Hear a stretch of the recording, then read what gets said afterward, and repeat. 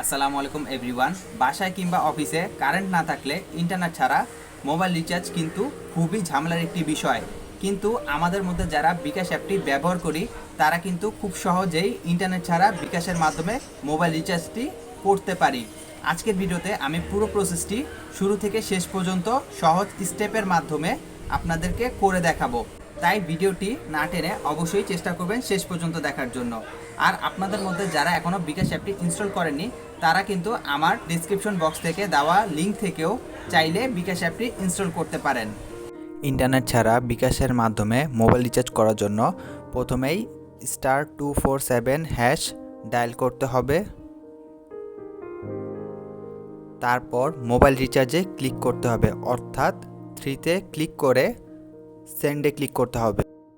তারপর যে নাম্বারটিতে আপনারা মোবাইল রিচার্জটি করতে চাচ্ছেন ওই নাম্বারটির অপারেটরটি আপনারা সিলেক্ট করে নেবেন।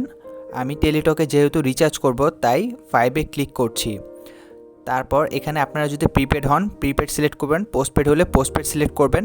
আমি যেহেতু প্রিপেড ইউজ করি তাই প্রিপেডে সিলেক্ট করছি। তারপর যেই অপারেটরটি সিলেক্ট করেছি ওই নাম্বারটি আমি বসিয়ে দিব। তারপর সেন্ডে ক্লিক করব। তারপর কী পরিমাণ টাকা দিতে চাচ্ছি সেটি সিলেক্ট করে সেন্ড করব।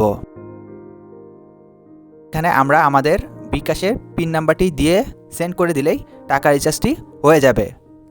রিচার্জটি সম্পূর্ণ হয়ে গেলে বিকাশ থেকে একটি SMS-এর মাধ্যমে জানিয়ে দেওয়া হবে যে আপনার মোবাইল রিচার্জটি সম্পূর্ণ হয়েছে।